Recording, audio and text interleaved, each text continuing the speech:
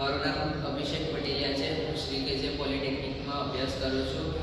હાલ મારું ચોથું સેમમાં અભ્યાસ કરું છું મેં. અને આજનો મારો વિષય છે ઇલેક્ટ્રિકલ મશીન 2 અને એમાં મારો આજનો ટોપિક છે effect slip on different rotor parameters of 3-phase induction motor. તો આવો આપણે શરૂ કરીએ. હવે ઇફેક્ટ સ્લીપ. તો સૌથી પહેલા આપણે સમજીએ સ્લીપ એટલે શું. તો સ્લીપ એટલે જે તો સૌથી પહેલા આપણે સમજીએ સ્લીપ એટલે શું. તો સ્લીપ એટલે સિન્ક્રોનસ સ્પીડ અને સ્લીપની સ્પીડના ટકાવાળીના પર્સેન્ટેજને આપણે સ્લીપ કહીએ છીએ. તો એનું સૂત્ર આ પ્રમાણે છે કે ns એટલે થાય સિન્ક્રોનસ સ્પીડ અને n એટલે થાય સ્લીપની સ્પીડ. તો ns - n ડિવાઇડમાં s એને કહેવાય એના તો ns એટલે થાય આપણી સિન્ક્રોનસ સ્પીડ અને n એટલે સ્લીપની સ્પીડ.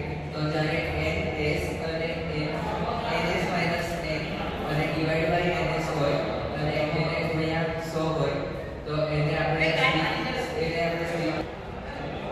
તો આ બધું સ્લીપ. હવે આપણે શરૂ કરીએ R2 થી.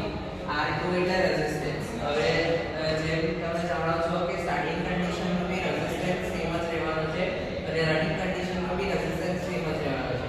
એટલે સેમ એટલે કોન્સ્ટન્ટ. તો આપણે એ એઝ ઇટ ઇઝ લખી શકીએ કે રનિંગ સ્ટાર્ટિંગ કન્ડિશનમાં બી R2 જ રહેશે અને રનિંગ કન્ડિશનમાં બી R2 જ રહેશે. હવે આપણે ફ્રીક્વન્સી જે કહીએ તો ફ્રીક્વન્સી એટલે તમે જાણો છો 50 હર્ટ્ઝ. તો ફ્રીક્વન્સી આપણે સ્ટાર્ટિંગ કન્ડિશન માટે આપણે ફ્રીક્વન્સીને f દર્શાવીએ. તો ફ્રીક્વન્સી આવે જે સપ્લાય વોલ્ટેજ સપ્લાય ફ્રીક્વન્સી એટલે s સપ્લાય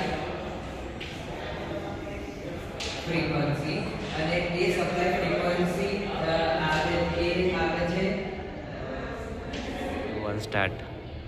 તો હવે આપણે ફ્રીક્વન્સી જોઈએ. તો ફ્રીક્વન્સી તમે જાણો છો એમ ફ્રીક્વન્સી 50 હર્ટ્ઝ હોય. તો f એટલે ફ્રીક્વન્સી કોના લીધે પ્રોડ્યુસ થાય. તો fs એટલે સપ્લાય ફ્રીક્વન્સી અને એ ફ્રીક્વન્સી કોના લીધે થાય ns એટલે જે ફ્રીક્વન્સી હોય એ ns પર ડિપેન્ડન્ટ હોય છે. તો આને હવે આપણે ફ્રીક્વન્સી કરવાની બે મેથડ હોય છે. તો સ્ટાર્ટ. તો આપણે જે સૌથી પહેલા જે ફ્રીક્વન્સી શોધી એ હતી સ્ટાર્ટિંગ કન્ડિશન. હવે આપણે શોધીશું રનિંગ કન્ડિશન માટે. તો રનિંગ કન્ડિશનને આપણે દર્શાવીશું f ડેશ થી. f ડેશ થી આપણે દર્શાવીશું તો એ થશે ns - l2. તો ns તો તમે જાણો છો કે એ છે સિન્ક્રોનસ સ્પીડ અને આ છે એટલે કહેવાય એને એક્ચ્યુઅલ સ્પીડ. તો હવે આ હતી રનિંગ કન્ડિશન. રનિંગ કન્ડિશન આપણે બે મેથડથી શોધી શકીએ. તો આપણે સૌથી પહેલા મેથડ 1 કરીએ.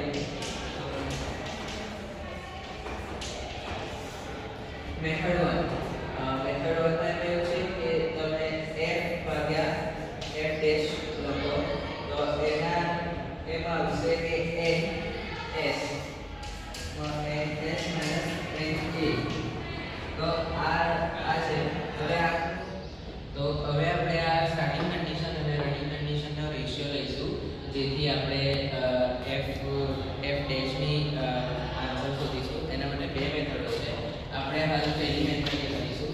તો જેમ તમે જાણો છો તો f થાય ns અને f ડેશ થી થાય ns - na. તો આમાં તમે લખી શકો કે f ભાગ્યા f ડેશ જેમાં થાય ns - na છે. હવે આનો આપણે ક્રોસ મલ્ટીપ્લિકેશન કરીશું. તો જેમાં f ડેશ ઉપર આવી જશે અને f નીચે જતો રહેશે.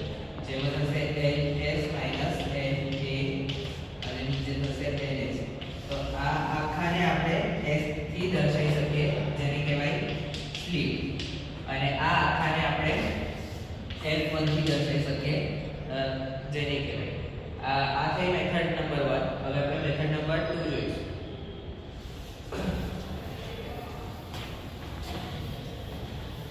હવે મેથડ નંબર 2 માં આપણે f ડેશ ભાગ્યા f લઈશું, જેનું થશે ns minus na divide by ns.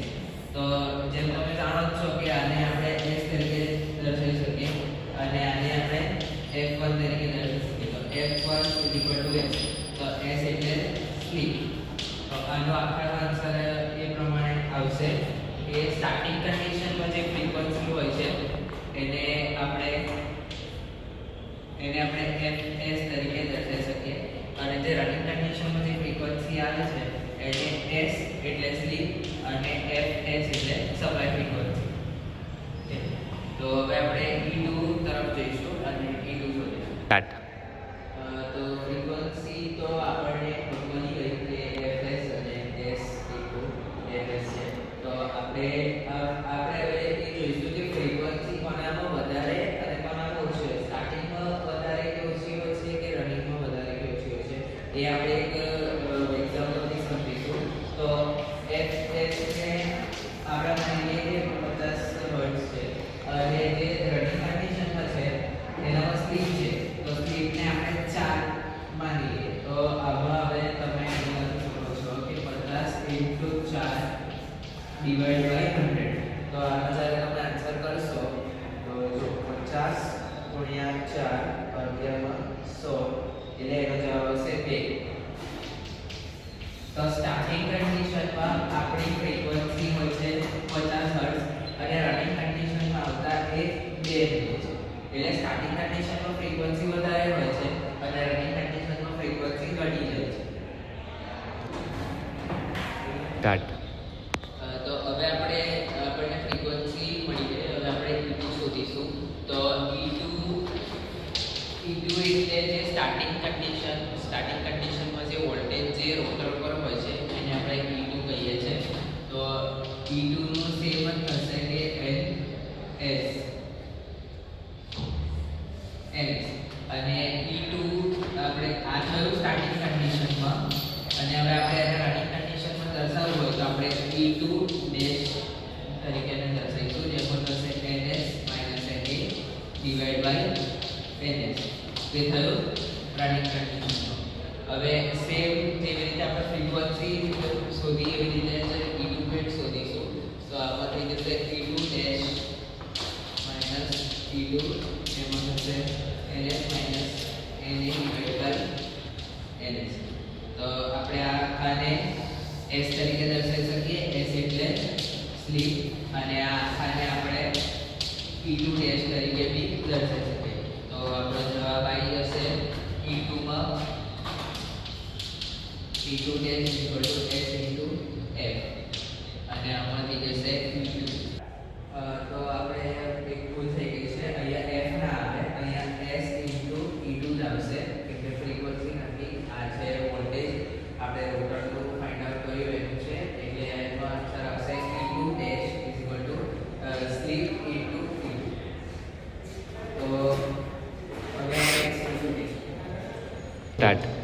તો હવે આપણે જોઈશું X2L. X2L એટલે ઇન્ડક્ટિવ રિએક્ટન્સ. ઇન્ડક્ટિવ રિએક્ટન્સ એટલે આ AC સપ્લાય પર ચાલે એટલે ઇન્ડક્ટિવ રિએક્ટન્સ આવે અને આ સેમ ફ્રીક્વન્સી પર ડિપેન્ડન્ટ છે. અને ઇન્ડક્ટિવ રિએક્ટન્સ એ હોય છે એ વાઇન્ડિંગ થ્રુ આ AC કરંટ જે શું કહેવાય ઓલ્ટરનેટિંગ કરંટ હોય છે એટલે અપ એન્ડ ડાઉન ચાલ્યા કરે છે. એટલે આપણે XL2 જોઈએ તો XL2 માં ફ્રીક્વન્સી આવે છે અને ફ્રીક્વન્સી સ્ટાર્ટિંગ કન્ડિશનમાં સેમ હોય છે 50 ડિગ્રી 50 હર્ટ્ઝ. એટલે આમાંથી જો તમે જુઓ તો સ્ટાર્ટિંગ કન્ડિશનમાં X2 સેમ જ રહેશે, જે થશે 2π f L. અને રનિંગ કન્ડિશનમાં જ્યારે તમે જુઓ તો જે રનિંગ કન્ડિશન હોય એમાં ફ્રીક્વન્સીમાં સ્લીપ આવે. સ્લીપના લીધે ફ્રીક્વન્સી લો થાય એટલે X2 માં બી એવું થશે કે X2 ડેશ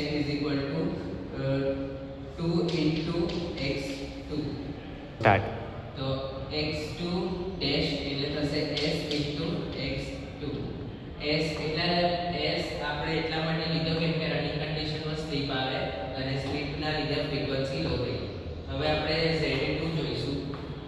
સ્ટાર્ટ. તો હવે આપણે જોઈશું Z2. Z2 એટલે ઇમ્પિડન્સ અને જેમ Z2 એ X2 પર ડિપેન્ડન્ટ હોય તો X2 વધે તો Z2 વધે અને X2 ઘટે તો Z2 ઘટે. આપણે જોઈએ તો અહીંયા આવશે R, અહીંયા આવશે X2 અને અહીંયા આવશે Z2. તો આના કારણે X2 ના કારણે Z2 માં બી બદલાવ આવે. તો જેમ તમે અહીંયા જોયું કે અહીંયા જે X2 છે, X2 એ ફ્રીક્વન્સીના લીધે અહીંયા સેમ છે સ્ટાર્ટિંગ કન્ડિશનમાં. તો Z2 બી અહીંયા X2 ના લીધે સ્ટાર્ટિંગ કન્ડિશનમાં સેમ રહેશે. જે થશે Z2 √R2 square plus X2 square. હવે એ જ વસ્તુ અહીંયા જે રનિંગ કન્ડિશનમાં આવશે તો રનિંગ કન્ડિશનમાં તમે જુઓ તો X2 માં સ્લીપ છે એટલે એના લીધે આપણે જે ફ્રીક્વન્સી હોય છે એ લો થઈ જાય છે અને ફ્રીક્વન્સી લો થઈ જાય એના માટે આપણે અહીંયા જે સૂત્ર આવશે એ થશે Z2 ડેશ એનો અંડરરૂટ થશે R2 square plus slip into X2 square, જેને આપણે બ્રેકેટમાં કરી દઈશું. એટલે X2 માં સ્લીપ અને X2 આવે છે એટલે અહીંયા બી આપણે એ સેમ એઝ ઇટ ઇઝ લખી શકીએ. તો આપણે Z2 જોયું. હવે આપણે એ જ પ્રમાણે જોઈશું E2 એટલે કરંટ. કરંટ DC માં પ્રોડ્યુસ થાય વોલ્ટેજ અપોન રેઝિસ્ટન્સ, પણ અહીંયા આપણે AC સોરી મને ભૂલ થઈ ગઈ. એટલે આપણે Z2 જોયું. હવે આપણે I2 જોઈશું. I2 એટલે કરંટ. તો આમાં I2 શેનાથી DC માં શેનાથી પ્રોડ્યુસ થતું હતું કે વોલ્ટેજ અપોન રેઝિસ્ટન્સ. અને આપણો એ DC નથી, આપણો AC છે. AC એટલે વોલ્ટેજ અપોન ઇમ્પિડન્સ. તો એમાં આપણે આવ્યું છે E2 આવશે અને Z2 આવશે. તો E2 પ્રમાણે જેમ સ્ટાર્ટિંગ કન્ડિશનમાં આપણે જોયું કે એઝ ઇટ ઇઝ એ રહેવાનું છે સેમ અને Z2 બી જે છે એ સેમ જ રહ્યું છે. તો I2 બી સેમ જ રહેશે. તો I2 E2 divide by Z2. પણ રનિંગ કન્ડિશનમાં આવતા માટે તમે જો જોયું તો જે Z2 છે એમાં S X2 સ્ક્વેર થઈ ગયું છે. તો આપણે અહીં બી એક સેમ જ લખીશું કે I2 S E2 divide by under root અને એમાં છે R2 square plus S X2 square. તો આ છે I2 એટલે કરંટ. જેમ આમાં જોયું કે સ્લીપના કારણે ફ્રીક્વન્સી લો થાય છે એવી રીતે અહીંયા બધે જ તમે જોશો તો સ્લીપના લીધે ચેન્જીસ થયા છે અને અહીંયા બધે સેમ કન્ડિશન રહી છે. હવે આપણે લાસ્ટ તો આપણે I2 જોયું. હવે સેમ રીતે છે એ cos phi છે.